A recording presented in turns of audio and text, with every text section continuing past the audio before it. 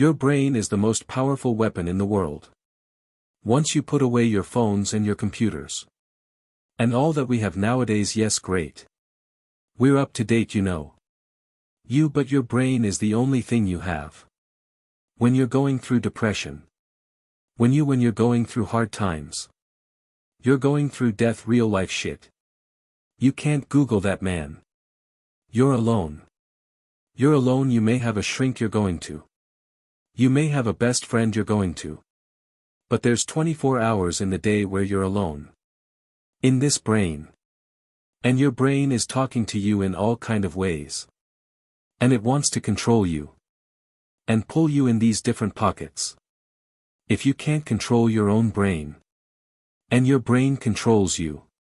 You gotta tell your brain where you wanna go. And how you wanna go and how you wanna get there. You gotta control it, if not.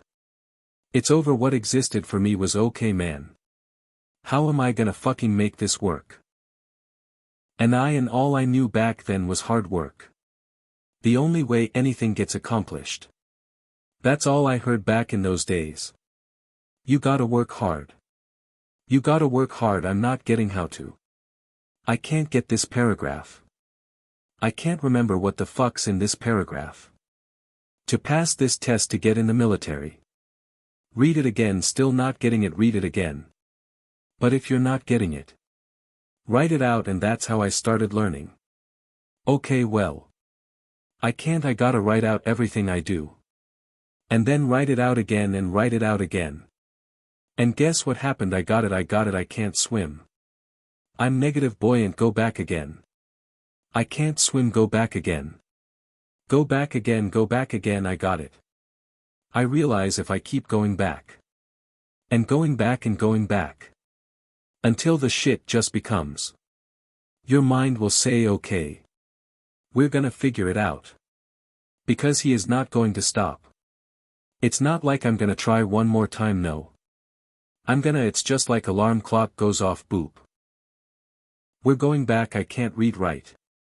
We're going back, I gave myself no way out. And my mind realized that they said okay. We're gonna adapt and overcome now. Like a lot of people say, trying hard. Your mind knows, man. It knows this guy's bullshitting me, man. This guy's lying, there's no truth behind it. When I was in Navy SEAL training. People go, how were you there for 18 months? The program is only 6 months long. You were in 3 hell weeks in 1 year. No one's ever done that. How did you do that? I talked about the new norm. When I lived in a $7 a month place. When I was growing up for a short period of time. I loved it. I didn't know any different.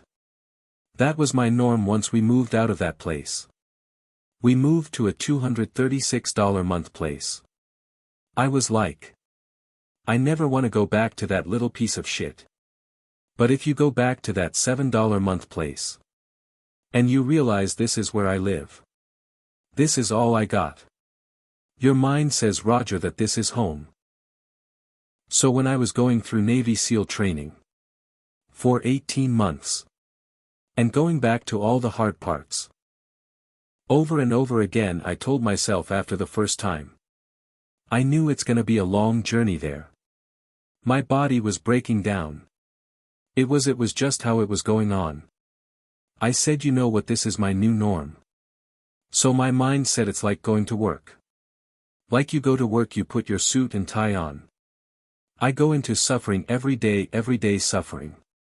Being broken, duct taping my feet up. Stress fracture, shin splints being broken. This is my new norm. And your mind says, if we're not broken. This ain't normal, we gotta be broken. So then your mind starts to get tougher and tougher. And more cows, people. How did you run on broken feet? Broken shins. My mind knew this is how we operate. We're in Navy SEAL training.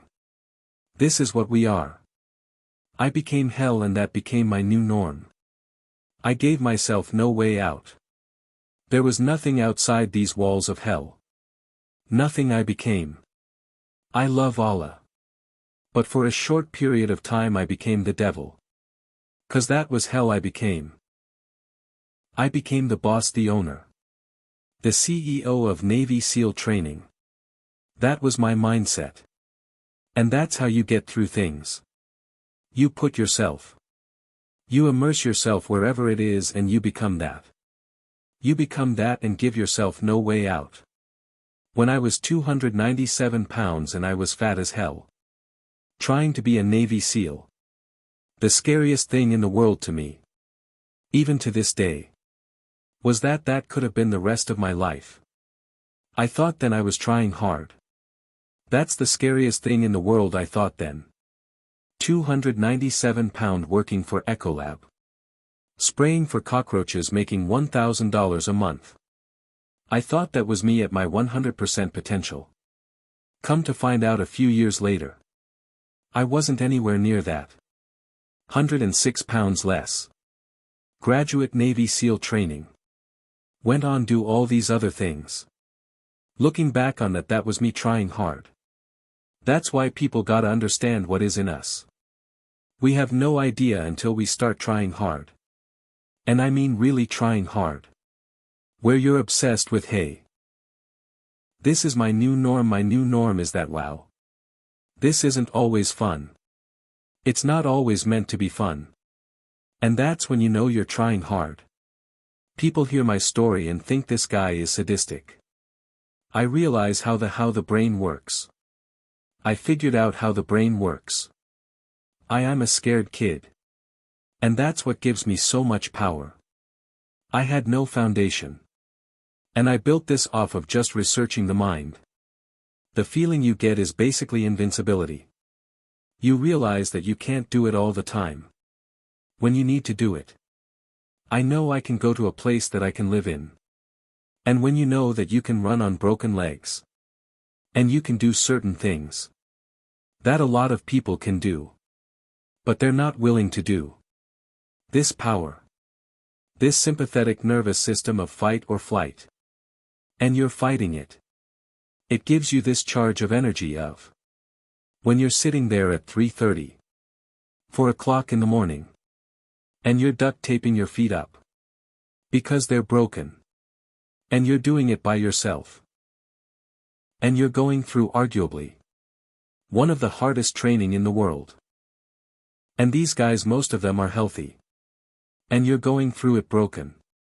And you already at a disadvantage. But you're still there. You can feed into that.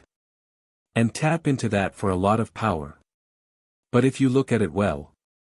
I'm broken man. Like I'm not gonna make it, but if you look at it as man. I'm broken and I'm still here and I'm fighting. I'm gonna find a way to get through this. 'Cause I have no other place to go. It gives you a lot of power. When things start to suck really, really bad. My brain and a lot of people's brain. They don't go to your dad beating you up. Your brain says we gotta get out of here. This is miserable, so anger goes away. A lot of times when you're suffering. Because your brain just says. We gotta run, we gotta go. So that anger is not popping up saying, oh. I'm gonna show them, I'm gonna show those people, no. There has to be a much deeper, if I say deeper. It has to be down to mineral soil. It has to be down to that nice mineral soil. Where nothing can burn. You can't burn dirt. So it has to be down that low. That literally is something in you. That's at the core of your soul. But you don't find it unless you spend a lot of time. With what you want to be in life. I can't give that to you, right? You can't give it to somebody. When you find your true passion in life. And my passion for me was like.